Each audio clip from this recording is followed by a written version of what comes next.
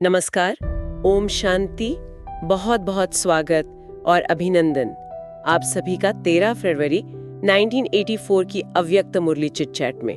तो आज प्यारे शिव बाबा ने विश्व की आत्माओं की उस सबसे गहरी इच्छा पर बात की है, सच्ची शांति और सच्चा प्यार। ओम शांति।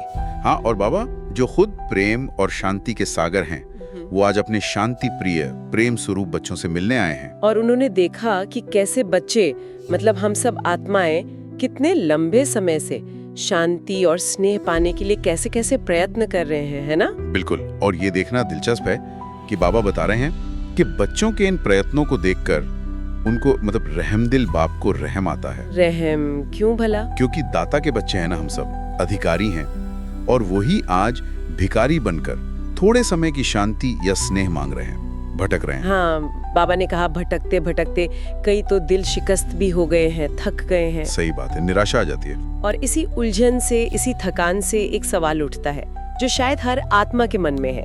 क्या दुनिया में अविनाशी शांति और बिना स्वार्थ वाला सच्चा स्नेह है? क्या ये संभव है आजकल? हाँ, ये बहुत बड़ा प्रश्न है। और अच्छी बात यह है कि बाबा स्वयं इस प्रश्न का उत्तर देने आए हैं और खुशखबरी भी लाए हैं। खुशखबरी? क्या खुशखबरी? बाबा हमें याद दिला रहे हैं कि कोई नई बात नहीं है ये। हम बच्चे ही तो कल शांति और सुख में दुनिया के मालिक थे, जहाँ सब स्नेह के सूत्र में बंधे थे। अच्छा, मतलब स्वर्ग की बात कर रहे हैं बाबा? हाँ बिल्कुल, वो दुनिया जहाँ शांति और स्नेह स्वाभाविक था, जैसे सांस लेना। चलिए तो फिर बाबा की इस गहरी बात को समझते हैं आज, कि ये जो अशांति है दुनिया में, इसका असली कारण क्या है और कैसे कैसे हम वो स्थिति फिर से पा सकते हैं। बिल्कुल, इसी पर आज की मुरली केंद्रित है। बाबा देखिए, बिल्कुल सीधे मुद्दे पर आते हैं, कोई भूमिका नहीं। सीधा कहा, अशांति का कारण अप्राप्ति है और अप्राप्ति का कारण अपवित्रता है। बिल्कुल स्पष्ट। इसको थोड़ा खोलते हैं। मतलब जब हमें कुछ मिलता नहीं, कोई इच्छा पूरी नहीं होती, अप्राप्ति, तब हम अशांत होते हैं, बेचैन। हाँ, अंदर से खालीपन लगता है, अशांति होती है। और फिर बाबा जड़ बता रहे हैं ये अप्राप्ति क्यों होती है? अपवित्रता के कारण, पवित्रता की कमी। अच्छा, अपवित्रता मतलब सिर्फ स्थूल विकारों की बात नहीं है शायद? नहीं, बिल्कुल नहीं। ये मन की, संकल्पों की, बोल की, कर्म की, संबंधों की, हर स्तर पर पवित्रता की कमी है। मतलब जब संकल्प शुद्ध नहीं, स्वार्थ है, देह अभिमान है, तो उसका नतीजा होता है अप्राप्ति। तो ये तो एक सीधा सा समीकरण बन गया, अपवित्रता से अप्राप्ति और अप्राप्ति से अशांति। हाँ बिल्कुल, एक चेन रिएक्शन जैसा। तो फिर अगर इसको उलट दें, रास्ता भी तो यहीं से मिलेगा। सही पकड़ा। अगर हम पवित्रता को धारण कर लें तो अप्राप्ति होगी ही नहीं। अप्राप्ति होगी ही नहीं। माँ के संकल्प में शक्ति होती है, वो प्रकृति के, परमात्मा के नियमों के साथ हार्मनी में होते हैं, तो इच्छाएं जैसे स्वतः पूरी होती हैं, बाबा की मदद से। वाह। और जहाँ अप्राप्ति नहीं, वहाँ तो शांति ही शांति होगी, है ना? मन भरपूर होगा। बिल्कुल, जहाँ पवित्रता वहाँ सर्व प्राप्ति, और जहाँ सर्व प्राप्ति वहाँ स्वतः शांति। कोई कोशिश नहीं करनी पड़ती।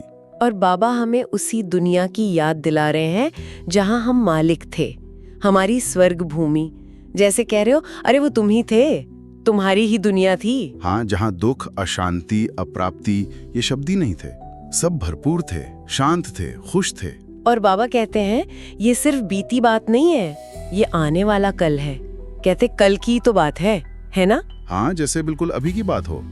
यही आपकी भूमि कल स्वर्ग भूमि होगी, क्या भूल गए हो? इसमें कितना निश्चय है बाबा का। वो हमें विश्वास दिला रहे हैं कि ये भविष्य अटल है, इसे कोई बदल नहीं सकता। बाबा कहते हैं बनी बनाई बन रही, अब बनत कुछ नहीं, ड्रामा में नोंद है। इस निश्चय से ही कितनी शांति मिलती है। और इस नई दुनिया को बनाने में हमारी क्या भूमिका है, हम क्या करें? बाबा ये भी याद दिलाते हैं, हमसे ही पूछते हैं बड़े प्यार से, आप सब कौन हो? हाँ, जैसे हमें जड़ा रहे हो। और फिर खुद ही बताते हैं, नई रचना के फाउंडेशन स्टोन आप हो। फाउंडेशन स्टोन, नींव के पत्थर। हाँ, ब्राह्मण आत्माएं। हाँ, हम सब ब्राह्मण आत्माएं जिन्हें बाबा ने संगम युग पर चुना है। हम ही नई दुनिया के आधार मूर्त हैं। ये कितनी बड़ी जिम्मेदारी है और कितना बड़ा सौभाग्य भी। और बाबा ऐसे बच्चों को देखकर खुश होते हैं, हर्षित होते हैं। बिल्कुल, उनकी खुशी हमारी स्थिति पर निर्भर करती है। बाबा तो प्यार में आकर गीत भी गाते हैं, वाह मेरे लाडले सीकलधे मीठे मीठे बच्चे। सीकेल्दी मतलब जो सबसे प्यारे हैं, बाबा को फॉलो करने वाले। हाँ, बाबा कहते हैं बचपन में ये गीत गाते थे। हाँ, और बच्चे भी तो दिल से यही गाते हैं, बाबा तुम ही मेरे। बाबा सिर्फ प्यार नहीं देते, बच्चों की मेहनत को भी सराहते हैं, है ना? हाँ, उनकी सेवा की। हाँ बिल्कुल। बाबा ने उन सब की बहुत महिमा की जिन्होंने दिल, जान, सिक और प्रेम से विश्व सेवा की। बाबा कहते हैं अगर एक एक की कहानी सुनाएं तो दिन रात कम पड़ जाएं। सबकी अपनी अनोखी कहानी है। और बाबा की नजर कितनी विशाल है। कोई हॉल में बैठा हो, मधुबन में हो या ट्रेन या बस में सफर कर रहा हो, बाबा को सब याद है। हाँ, कहते हैं सबके मन का संकल्प बाबा तक पहुंच रहा है, किसी को नहीं भूलते। और सबको स्नेह के झूले में झुलाते हुए मुबारक दे रहे हैं। क्या मुबारक दी? सदा जीते रहो, सदा बाप के दिल पर चढ़ते रहो, बढ़ते रहो, उड़ते रहो, सदा सफल रहो। ये सिर्फ शब्द नहीं, ये वरदान है। वाह। और जो मेहमान आए थे उनके लिए भी बाबा की दृष्टि कितनी ऊंची है। वीआईपी नहीं, वीआईपी नहीं, बाबा की नजर में वो भी सिकिलदेह बच्चे हैं, भविष्य के महान आत्मा। बाबा कहते हैं बच्चे कहीं भी जाएं, सेवा पर, सदा बाप के दिल पर रहते हैं। और मधुबन के अपने घर के श्रृंगार हैं। वाह, कितनी बड़ी बात है ये। हाँ, हम सब बाबा के घर की शोभा हैं। फिर बाबा ने बच्चों के गुणों का भी वर्णन किया है, एक एक करके। हाँ, क्या क्या गुण बताएं? कहा मेरे बच्चे सदा दृढ़ संकल्पधारी हैं, सफलता के सितारे हैं, सदा दिल तक नशीन, याद और सेवा की लगन में मगन रहने वाले, नई रचना के आधार मूर्त, विश्व को नई रोशनी देने वाले। हाँ, नई रोशनी, नया जीवन देने वाले, सबको सच्चे स्नेह का अनुभव कराने वाले, स्नेही, सहयोगी और निरंतर साथी। इन सबको बाप दादा का याद, प्यार और नमस्ते। हर गुण एक हीरे जैसा है जिसे धारण करना है। मुरली में कुछ खास मुलाकातों का भी जिक्र था ना, जैसे यूएनओ के अधिकारी से। हाँ, डॉक्टर रॉबर्ट म्यूलर, या मुरली अनुसार डॉक्टर जोना से बाबा ने उन्हें कितना प्रैक्टिकल मार्गदर्शन दिया। क्या कहा बाबा ने? कहा कि सदा इसी स्मृति में रहो, मैं शांति स्वरूप आत्मा हूँ, शांति के सागर का बच्चा हूँ, और इसी अनुभव से, वाइब्रेशन से दूसरों को भी शांति का संदेश दो।